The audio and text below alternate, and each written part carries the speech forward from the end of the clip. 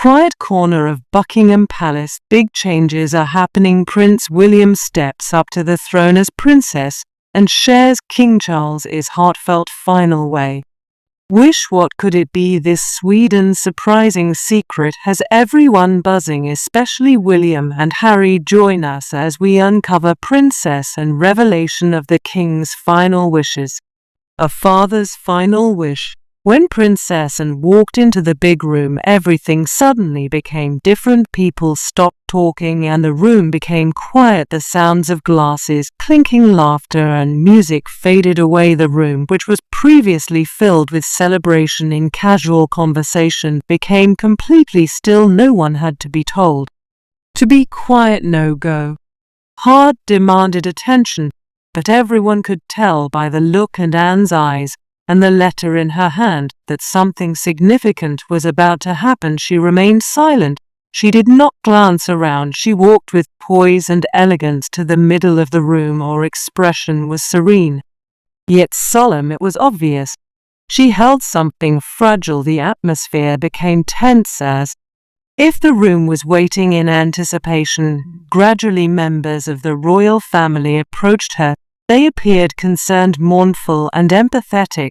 They recognized the significance of the letter. They knew the sender. This message was not intended for the public or for reporters. It was a private message from King Charles to his sister, and whom he trusted did the most. The letter seal had not been opened yet, indicating its privacy, and waited until they were all together before opening it, showing the significance of this moment. There were no cameras or press, just family members present. When Anne finally broke the seal, the sound of the paper tearing filled the silent room. The tension in the room increased, with everyone frozen in anticipation. Time seemed to slow down as Anne started reading the message. That her soft voice easily filled the room. It was clear, calm, and powerful, much like Anne herself. The letter did not start with sadness, nor did it seem like a sorrowful farewell. Rather, it felt comforting, like a gentle touch.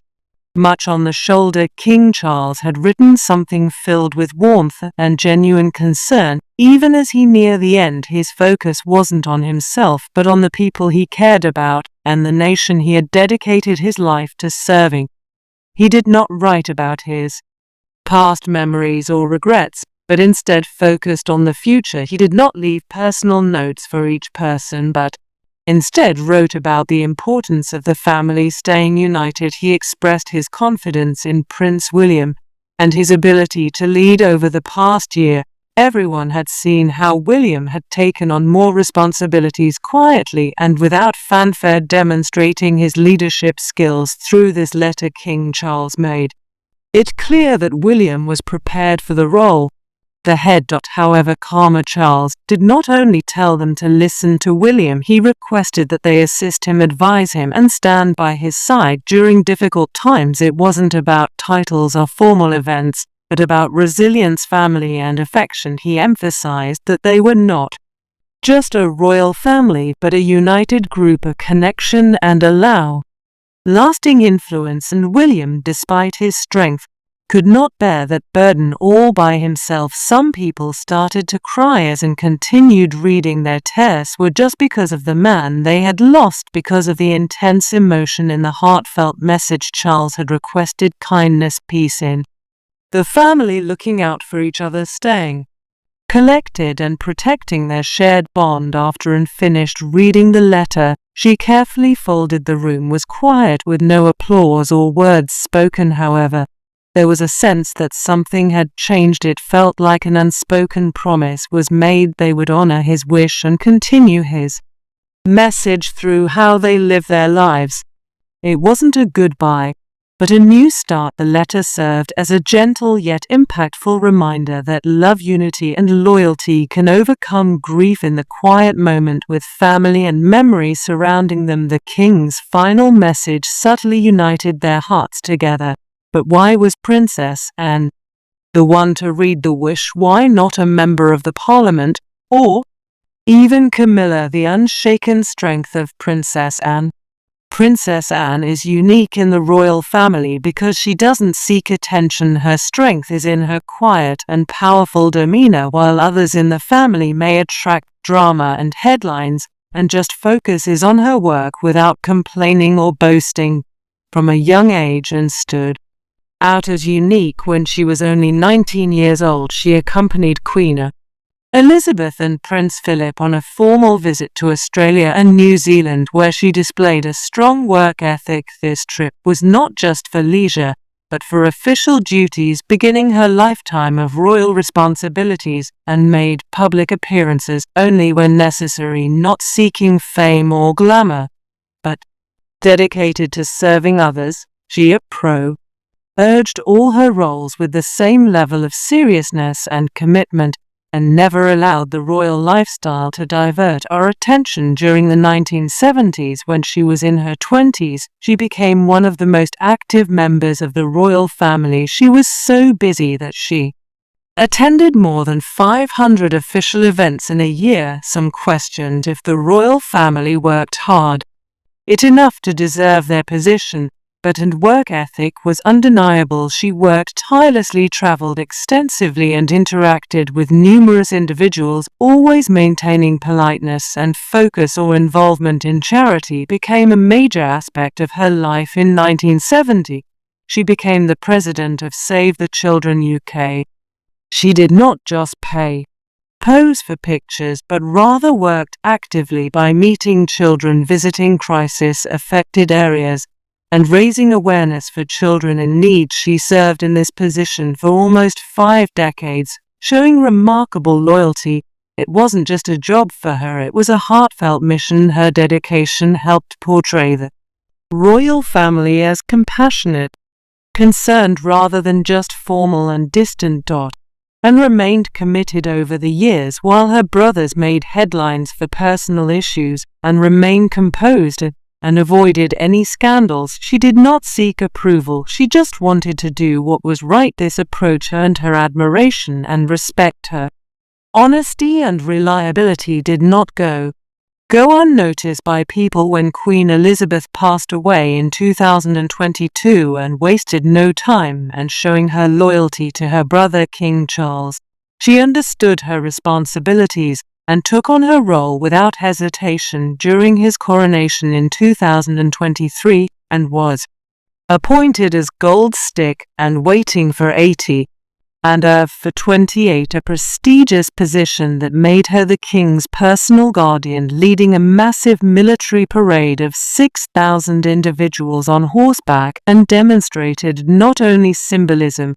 but also the king's trust in her and her strong ties to royal customs. In the same year, was appointed as a Councillor of State, which allowed her to assist with the king's responsibilities when he was not available. This included signing important documents and attending important gatherings. Usually this position is given to the king's closest adult family members, but her dedication earned her this privilege. It was a unique role, and she approached it with seriousness. By 2024, King Charles was focusing on his health, and other members of the royal family were taking a step back, which allowed Anne to become the most active royal once again. In the first 4 months of that year, she attended 172 official events, making up almost 1/3 of all royal appearances. Instead of slowing down, she increased 2 engagements, visiting places that hadn't seen a royal visitor.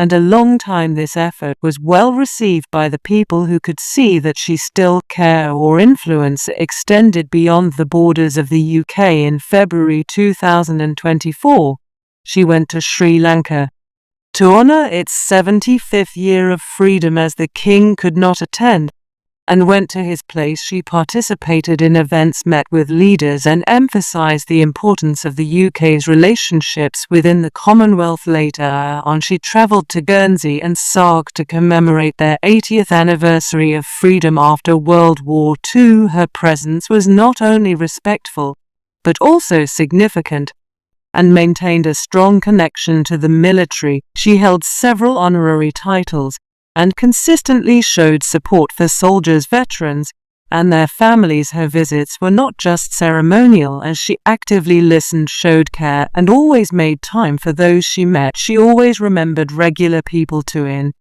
1991, she staff Polish the Princess Royal Trust for cares to support those who care for sick or elderly family members without pay. Many of these cares felt unnoticed, and made sure they were acknowledged. She continued to be involved even after the organization was renamed Cares Trust in 2012, and was committed to the cause. Her passion for horses won't be just a hobby. In 1976, she made history as the first British royal to compete in the Olympics, showing off her equestrian skills in Montreal. It wasn't just for show, but a result of real talent and hard work. Following in her footsteps, her daughters also became involved in the sport, keeping the family tradition alive, and had strong opinions about the future of the royal family.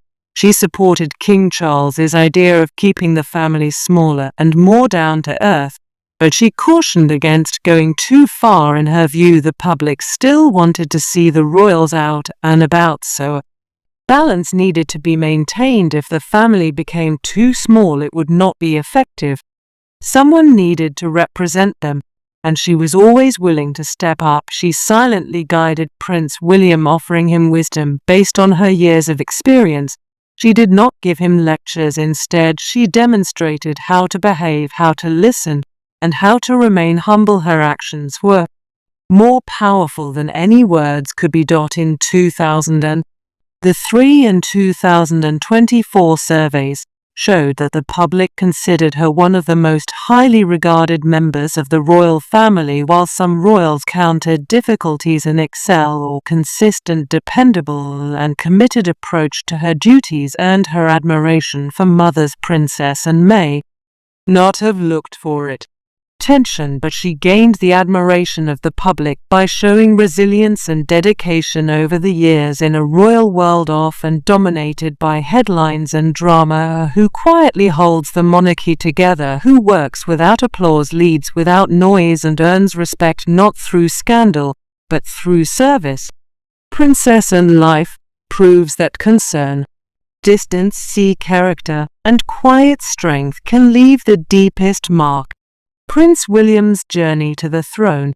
Prince William's path to becoming a future king started when he was born on June 21, 1982 at St Mary's Hospital in London. Being the first child of Prince Charles and Princess Diana, William became second in line to the British throne after his father. Since then, the world started closely observing every step you took. Even as a baby, he was seen as someone destined for a special future that would eventually lead him to the crowd. When William was a child, his life was unusual compared to others. However, his mother, Princess Diana, wished for him and his brother Harry to have a regular childhood. She took them to places like fast food restaurants, amusement parks, shelters, and hospitals that were not typically visited by royals. These outings were not just for enjoyment, but to show her sons how others lived, teaching them about kindness, empathy, and connecting with the real world. This experience helped William develop a deeper understanding of life beyond the confines of the palace.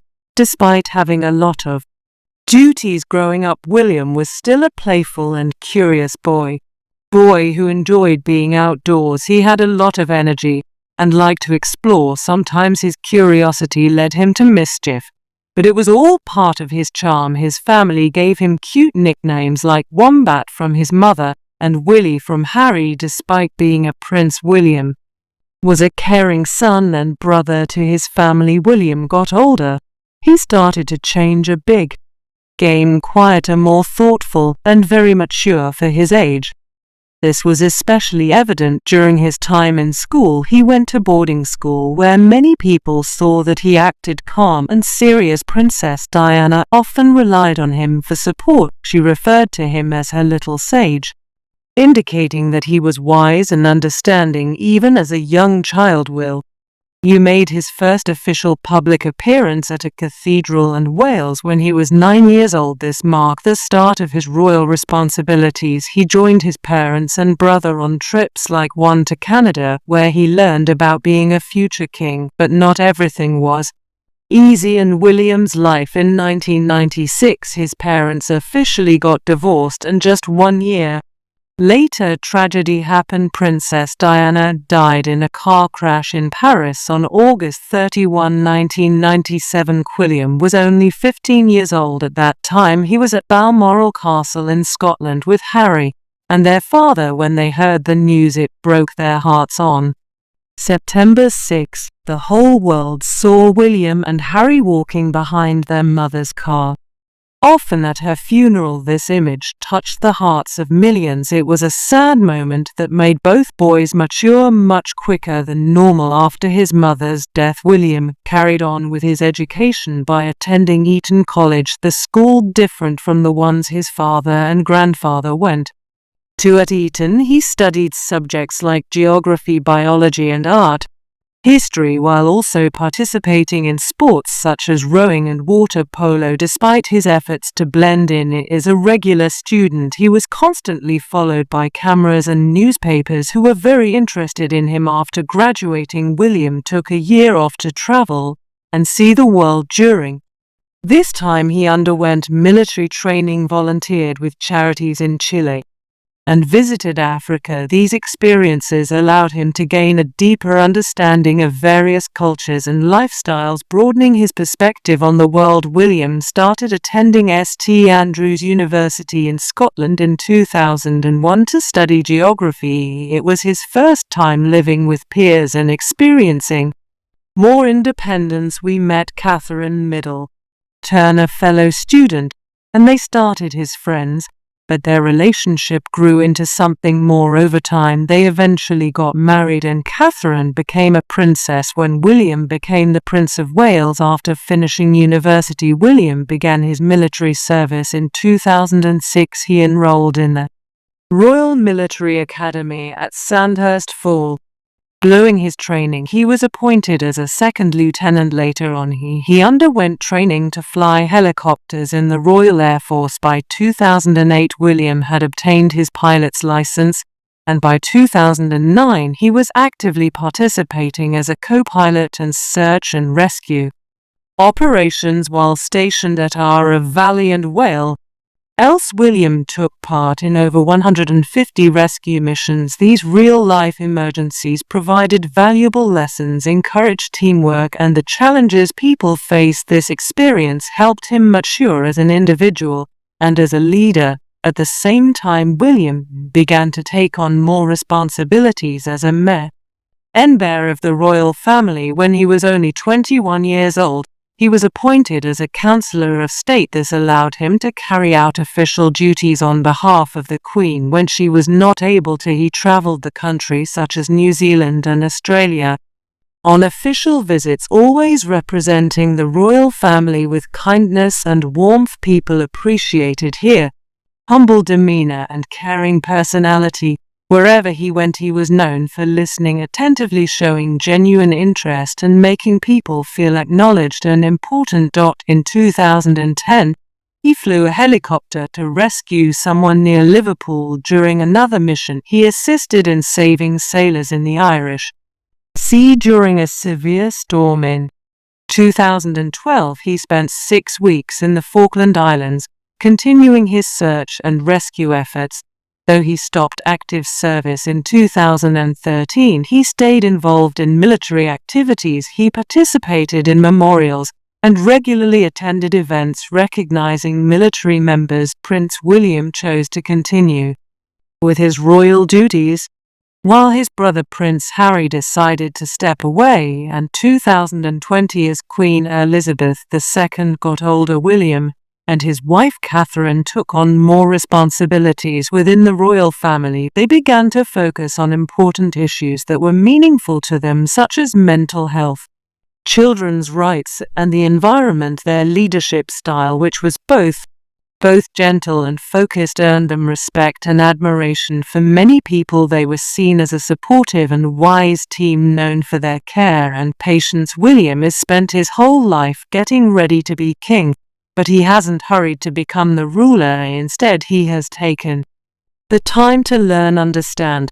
and help others. Everything he has gone through, from happy moments as a child to tough times as an adult, from flying rescue helicopters to comforting those in distress, has helped him become a caring and dependable leader. He is not only seen as the future king, but also as someone who deeply comprehends the individuals he will eventually govern. By his side, always his cat, 3, who was steady, kind, and graceful, performing her duties with joy rather than obligation. They show the world how a modern royal couple can act friendly, reliable, and caring towards the public. Prince William is proving to be not only a future king, but a very competent one through his actions in both private and public engagements. Far has Kate been recognized by the monarchy. When Kate stepped into William's life, Prince William was born into a life of considerable significance. From his early days, it was evident that he would eventually become king. During his upbringing, he had to fulfill royal responsibilities